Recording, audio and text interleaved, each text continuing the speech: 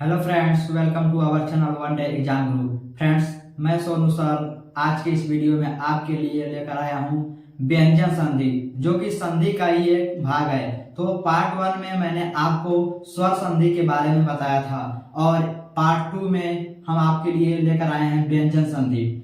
तो फ्रेंड्स, आइए हम लोग व्यंजन संधि को भी समझ लेते हैं। इससे पहले आपसे रिक्वेस्ट है कि यदि आपने अभी तक मेरे चैनल को सब्सक्राइब नहीं किया हो तो प्लीज चैनल को अभी सब्सक्राइब कीजिए और वीडियो को अधिक से अधिक मात्रा में शेयर कीजिए। और वीडियो पसंद आए तो प्लीज लाइक कीजिए और कमेंट बॉक्स में अपना कमेंट भी दीजिए। तो फ्रेंड्स, आइए हम लोग देर न करते हुए अपने टॉपिक व्यंजन संधि की शुरुआत करते हैं। तो दोस्तों, आपको बता दिया जाए कि व्यंजन संधि किसे कहते हैं। संधि मतलब क्या होता है? दो वर्णों का मेल। संधि में क्या होता है? दो वर्णों का मेल। और व्यंजन संधि, उसी संधि में क्या है? स्वर संधि पढ़ाया था कल, उसके बाद व्यंजन संधि है। तो व्यंजन संधि के बाद स्वर या व्यंजन के मेल होने पर व्यंजन संधि होता है। व्यंजन संधि के बाद यदि कोई स्वर या व्यंजन का मेल होता है तो वहां पर व्यंजन संधि का निर्माण होता है। जैसे देखिए, सत धन जन, क्या हो गया? सज्जन। सत धन जन बराबर सज्जन। ये क्या है? पहला वर्ड क्या है? व्यंजन वर्ण है। तो क्या है? व्यंजन वर्ण है। उसके बाद ये ज क्या है? ये भी व्यंजन आया है। तो परिभाषा के अनुसार क्या होगा? व्यंजन के बाद, यानी व्यंजन तो है और इसके ठीक बाद क्या है? व्यंजन आया है ना, ज क्या है? व्यंजन आया है। तो इस प्रकार आपका व्यंजन संधि का निर्माण हुआ है, जो कि शब्द बना है सज्जन। इसी प्रकार दूसरे में क्या है? समधन अर्पित। समधन अर्पित। तो पहला अक्षर क्या है? व्यंजन, और उसके बाद दूसरा जुड़ा है, क्या जुड़ा है? स्वर। क्या है? स्वर। तो हमने बताया कि व्यंजन संधि में व्यंजन के बाद यदि कोई स्वर आए या फिर कोई व्यंजन वर्ण आए तो उसके मिलने से जो नया शब्द बनता है तो उसे क्या बोलते हैं? व्यंजन संधि। तो इसमें म क्या हो गया? व्यंजन। व्यंजन के बाद क्या आया है? अ, स्वर, और दोनों के मिलने से क्या बन रहा है? समर्पित। क्या बन रहा है? समर्पित। तो दोस्तों, उम्मीद कर रहे हैं कि आप लोग को व्यंजन संधि समझ में आ रहा होगा। हाँ फ्रेंड्स, व्यंजन संधि को चेंज करने के, व्यंजन संधि को बदलने के कुछ रूल रेगुलेशन है, जो कि हम आपको कुछ रूल बताने जा रहे हैं व्यंजन संधि के। उन रूल को आप फॉलो करेंगे तो व्यंजन संधि के से संबंधित जितने आपको क्वेश्चन बनते हैं परीक्षा में, सभी प्रश्न आप आसानी से हल कर सकते हैं। तो आइए हम जान लेते हैं व्यंजन संधि के। लगभग हम आपको 11 रूल बताएंगे। लगभग 11 रूल व्यंजन संधि के बताएंगे। सबको बारी बारी से देख लेते हैं। आइए, हमारा पहला रूल है, क्या है? रूल नंबर 1, नियम नंबर 1। पहला नियम है क्या? किसी वर्ग के, यदि किसी वर्ग के पहला वर्ण, यदि किसी वर्ग के पहला वर्ण कौन सा होता है? क, च, ट, त, प, और ये क्या है? हलंत जिसके नीचे लगा होता है वो क्या होता है? आधा वर्ण होता है। जिसके नीचे भी हलंत लग गया वह वर्ण अपने आप को आधा कर देता है। तो किसी वर्ग के पहले वर्ण क, च, ट, त, प का मेल किसी स्वर या किसी वर्ग के पहले या किसी वर्ग के तीसरे या चौथे वर्ण या फिर कोई भी अंतस्थ व्यंजन जैसे य, र, ल, व से होने पर अपना पहला वर्ण अपने वर्ग के तीसरे वर्ण ग, ज, ड, द, ब में बदल जाता है। कहने का तात्पर्य है, जिसको आप यदि शॉर्ट रूप में बोलेंगे, जिसे आप कहते हैं ट्रिक, तो ये शॉर्ट फॉर्म होता है। ट्रिक मतलब क्या हुआ? एक छोटा सा रूप, मतलब याद करने का बहुत लंबा परिभाषा न देखकर आप छोटे रूप में उसको याद कर सकते हैं, उसी को लोग ट्रिक समझ लेते हैं। ठीक है, तो आइए उसको हम समझा देते हैं आपको। वर्ग का पहला वर्ण, किसी वर्ग का पहला वर्ण यदि किसी स्वर या तीसरा वर्ण या चौथे वर्ण या फिर अंतस्थ व्यंजन के साथ मेल होता है तो क्या बनता है? वर्ग का तीसरा वर्ण में बदल जाता है।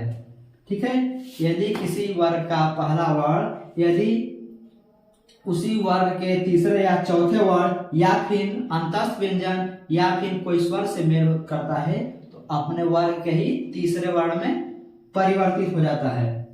जैसे परिवार उदाहरण देख लीजिए,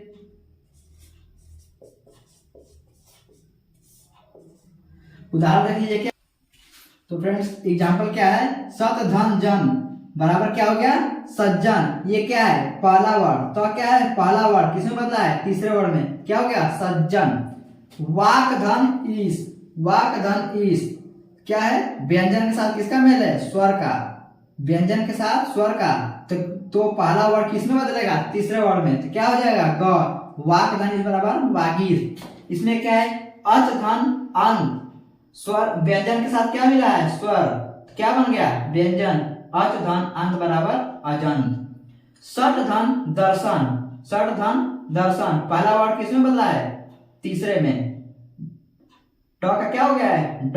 तो सठ धन दर्शन बराबर सठ दर्शन। इस प्रकार आपका रूल नंबर 1 पूरा हुआ। अब हम देखते हैं नियम नंबर 2, रूल नंबर 2। तो आइए, तो फ्रेंड्स रूल नंबर 2 यानी नियम नंबर 2 क्या कहता है कि यदि किसी वर्ग के पहले या तीसरे वर्ण के बाद यदि पांचवें वर्ण का मेल होता है तो उस वर्ग का पहला या तीसरा वर्ण पांचवें वर्ण में बदल जाता है। यानी यदि आप पहले या तीसरे वर्ण के साथ पांचवें वर्ण का मेल करेंगे तो ये जो पहला और तीसरा वर्ण है ये क्या करेगा, पांचवें वर्ण में चेंज हो जाएगा। यानी पहला और तीसरा वर्ण के स्थान पर पांचवा वर्ण हो जाएगा। जैसे वाक धन मय क्या हो गया, वांगमय, वांगमय। तो क क्या है, पहला वर्ण, क क्या है, पहला वर्ण है और उसके साथ क्या मिला है, पांचवा वर्ण, पांचवा वर्ण। तो उसका परिवर्तन किसमें हो गया, क वाले वर्ग के ही पांचवें वर्ण में परिवर्तन हो गया। तो क का पांचवा वर्ण क्या होता है, अंग। तो क्या हो गया, वांगमय। उत धन नति, उत धन नति क्या हो जाएगा, उन्नति। त का पांचवा वर्ण क्या होता है, न। तो क्या हो गया, त किसमें परिवर्तित हो गया, न में। तो उत धन नति बराबर उन्नति। यानी यदि किसी वर्ण का पहला या तीसरा वर्ण के साथ जब पांचवा वर्ण का मेल होता है तो पहला और तीसरा वर्ण पांचवें वर्ण में परिवर्तित हो जाता है। तो उसके बाद हम लोग नियम नंबर 3 देख लेते हैं कि उसमें क्या होता है। तो आइए हम लोग नियम नंबर 3 देखते हैं। हमारा नियम नंबर 3 क्या कहता है, हमारा नियम नंबर 3 कहता है कि यदि त के बाद च ज ड या फिर ल होने पर त के स्थान पर च ज ड ल हो जाता है। ठीक है, तो हमारा नियम नंबर 3 यही कहता है कि यदि त के बाद च ज ड या ल का मेल होता है तो उसके मेल से क्या होता है, त के स्थान पर च ज ड ल हो जाता है। दोस्तों ये ध्यान दीजिएगा, जहां जहां हलंत लगा है वो क्या हो गया, आधा वर्ण हो गया, उसको जरूर ध्यान दीजिएगा, नहीं थोड़ी थोड़ी बारीकी से आप गलती कर सकते हैं। तो हम लोग कैसे पहचानेंगे कि कहां पर त हटाने पर ज लगेगा, कहां पर ज लगेगा, कहां ड कहां ल लगेगा, ये कैसे पहचान करेंगे। तो आइए हम लोग एग्जाम्पल के माध्यम से समझ लेते हैं। देखिए यहाँ पर क्या है, उत धन ज्वल क्या हो गया, उज्ज्वल। अब कैसे पता कि हम ज ही लगाएंगे, च क्यों नहीं लगा ले, ल क्यों नहीं लगा ले। तो इसका कार्य यह है कि जब दूसरा ये क्या है, ज है, दूसरा वर्ड जो है ये क्या है, ज।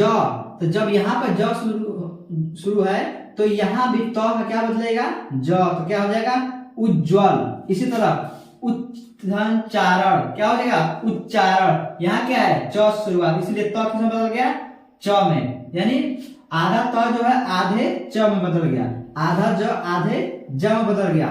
यहाँ पर ध्यान दीजिएगा, ये दोनों ज आता है, ये जो शब्द होता है अक्सर परीक्षाओं में शुद्ध शब्द के रूप में पूछा जाता है कि उज्ज्वल कैसे लिखा जाएगा।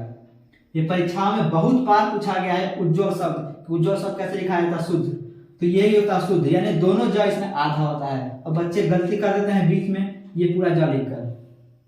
ठीक है, तो इसको जरूर याद रखिएगा इस शब्द को। तत धन लीन क्या हो जाएगा, तल्लीन। क्यों, क्योंकि ल लगा है, यहाँ भी त का आधे ल में परिवर्तित क्या हो जाएगा, तल्लीन। तो उम्मीद करते हैं कि आपको नियम नंबर 3 भी अच्छी समझ में आ गया होगा। आइए अब हम लोग नियम नंबर 4 देखते हैं। तो नियम नंबर 4 क्या कहता है कि यदि आपको आधा त दिया हो तो आधे त के बाद स होने पर जो आधा त होता है आधे च में परिवर्तित होता है। यानी त के बाद स होने पर त च में परिवर्तित होगा और स छ में परिवर्तित होगा।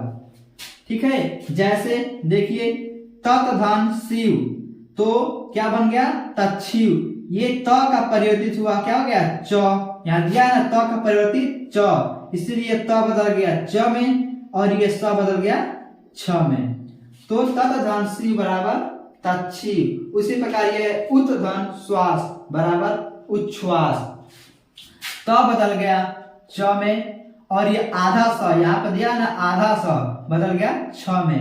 यानी कुल मिलाकर त रहेगा तो वह च में परिवर्तित होगा और यदि स रहेगा तो वह छ में परिवर्तित होगा। नियम नंबर 4 कहता है। नियम नंबर 5 क्या कहता है, तो त के बाद च या छ होने पर त का च में परिवर्तित होता है। त के बाद च या छ होने पर त का च में परिवर्तित होता है। तो सतधन चरित्र, सतधन चरित्र किसमें परिवर्तित हुआ त का च में। ठीक, तो आइए अब हम लोग अगला नियम नंबर 6 देख लेते हैं।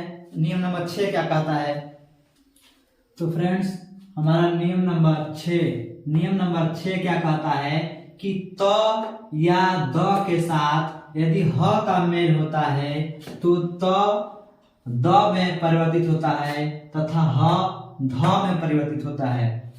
त या द के साथ ह का मेल होने पर त परिवर्तित होगा द में, ह के स्थान पर ध हो जाएगा। जैसे तत धन हित, क्या तत धन हित बराबर क्या हो जाएगा तद्धित। तो त के स्थान पर क्या हो गया द, ह के स्थान पर ध, तो क्या हो गया तद्धित। उत धन हार, त के स्थान पर द, ह के स्थान पर ध, तो उत धन हार बराबर उद्धार। ठीक, अब नियम नंबर 7 क्या कहता है। दोस्तों वीडियो में आप अंत तक बने रहिए, जब तक आप संधि का पूरा यानी तीनों पार्ट स्वर व्यंजन और विसर्ग संधि, यानी आपको स्वर व्यंजन और विसर्ग संधि 3 पार्ट में कराया जाएगा, क्योंकि वीडियो बहुत बड़ा हो जाएगा इसीलिए आपको एक पार्ट में नहीं कराया जा रहा है। ठीक है, आज व्यंजन संधि का देख लीजिए और स्वर संधि का हमने आपको अगले वीडियो में बता दिया है। उसके बाद हमारा जो अगला वीडियो आएगा उसमें विसर्ग संधि का बताया जाएगा। ठीक है, तो आइए हम लोग देखते हैं नियम नंबर 7। नियम नंबर 7 क्या कहता है कि यदि व के बाद यदि छ का मेल होता है, व के बाद यदि छ आता है तो क्या बनता है छ, यानी आधा च, छ में आधा च जुड़ जाता है। जैसे स्वधन छंद, स्वधन छंद क्या हो गया स्वच्छंद, क्या हो गया स्वच्छंद। क्यों, व के बाद छ आया है तो छ में क्या जुड़ गया आधा च जुड़ गया, इसलिए हो गया स्वच्छंद। इसके बाद नियम नंबर 8 क्या कहता है कि म के बाद पांचों वर्ग, म के बाद पांचों वर्ग यानी क वर्ग, च वर्ग, ट वर्ग, त वर्ग और प वर्ग, यानी क से लेकर म तक के अक्षर होने पर म किसमें परिवर्तित होगा, म किसमें बदलेगा अनुस्वार यानी अंग में बदलेगा या फिर न में बदलेगा, आधा न में बदलेगा। जैसे समधनतोष, म किसमें बदला अंग में, तो क्या हो जाएगा संतोष। समधनतोष यदि न लिखेंगे न बदलेंगे तब भी होगा संतोष। समधन्ध्या बराबर संध्या।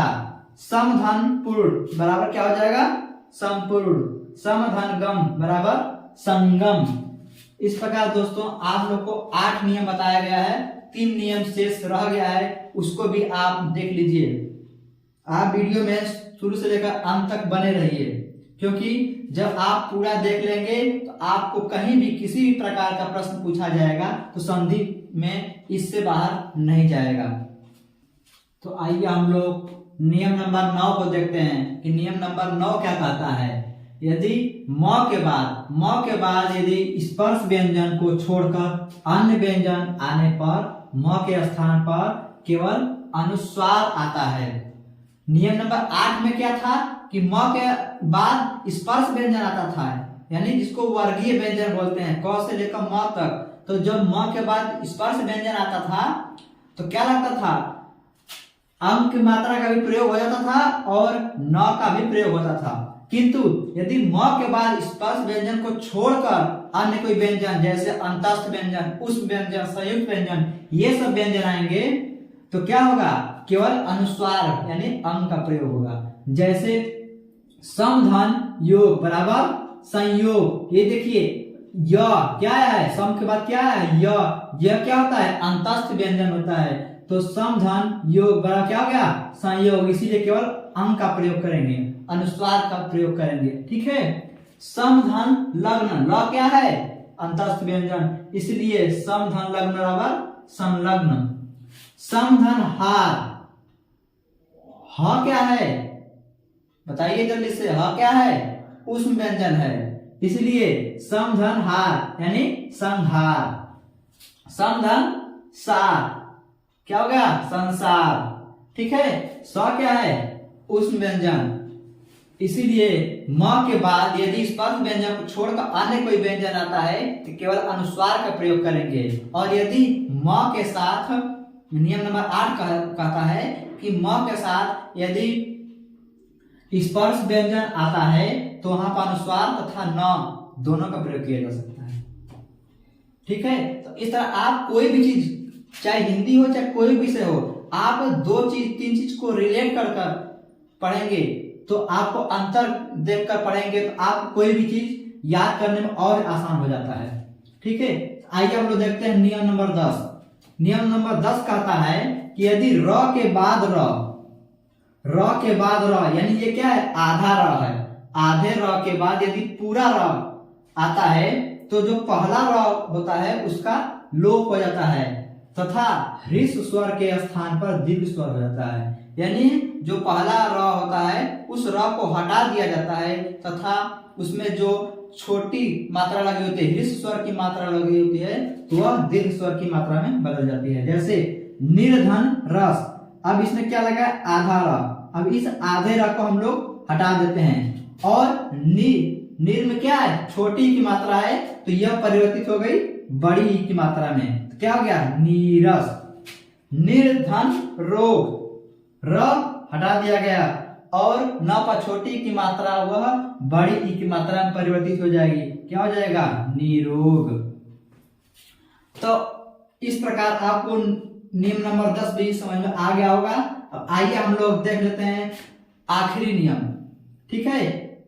क्या है, पहले व्यंजन वर्ण पर लगी अ या आ की मात्रा को छोड़कर, यानी जो पहला व्यंजन वर्ण है उस पर यदि अ या आ की मात्रा लगी हो, ठीक है, तो उसको छोड़कर अन्य किसी स्वर की मात्रा लगने पर क्या आएगा, उसके बाद जो छोटा सा आता है तो वह छोटा सा षटकोर स में परिवर्तित हो जाता है, षटकोर स में बदल जाता है। जैसे सुधन समा, क्या है, किसकी मात्रा है, छोटा ऊ। हम क्या बोले थे, अ या आ के अलावा कोई अन्य स्वर की मात्रा आ जाएगी और उसके सामने या उसके बाद क्या है, छोटा सा आता है तो वह परिवर्तित हो जाता है षटकोर स में। ये छोटा सा आपका परिवर्तित हो गया किसमें, षटकोर स में। तो सुधन समा बराबर सुषमा, अभिधन से बराबर अभिषेक, ये छोटा सा किसमें परिवर्तित हो गया, सॉरी स में, षटकोर स में। ठीक है। तो अभिधन से बराबर अभिषेक, और ये बड़ी मात्रा जो है, छोटी की मात्रा जो है बड़ी ई की मात्रा में परिवर्तित हो गई। तो दोस्तों उम्मीद करते हैं कि आप लोग को व्यंजन संधि भी अच्छी तरह से समझ में आ गया होगा। यदि कहीं पर भूलवश कोई त्रुटि हो गई हो तो उसके लिए मुझे क्षमा करिएगा, क्योंकि गलती हर इंसान से हो जाती है। ठीक है। तो कहीं पर त्रुटि हो जाती है यदि, तो आप मुझे छोटा भाई जानकर क्षमा कर दीजिएगा। तो फ्रेंड्स उम्मीद करते हैं कि आप लोग को मेरे द्वारा जो कुछ भी पढ़ाया जा रहा है वह अच्छे से समझ में आ रहा होगा। तो हम आपको स्वर के बाद व्यंजन संधि का इस वीडियो में बताया गया है, और उसके बाद हम जो अपना अगला वीडियो लाएंगे उसमें आपको विसर्ग संधि के बारे में बताया जाएगा। फ्रेंड्स वीडियो बहुत बड़ा हो जाता है, बहुत बड़ा हो जाने के कारण मैं इसको खंड खंड में आपको बांट कर पढ़ा रहा हूँ, ठीक है। तो अगला वीडियो हमारा विसर्ग संधि का आने वाला है, उसको कंप्लीट करके उसके बाद हम पहुंचेंगे रस, छंद और अलंकार पे, ठीक है। तो बारी बारी से हम हिंदी का पूरा टॉपिक वाइज पूरा चैप्टर खत्म करेंगे, और हमको अगर समय मिलता है तो हम अन्य सब्जेक्ट का भी देखते हैं, उसको भी पूरा कराएंगे। लेकिन हिंदी का प्रतिदिन आपको एक टॉपिक मिलेगा, तो आप वीडियो में हम प्रतिदिन बने रहिएगा। तो आज के लिए बस इतना ही, चलते हैं, हम नेक्स्ट वीडियो मिलेंगे, तब तक के लिए धन्यवाद।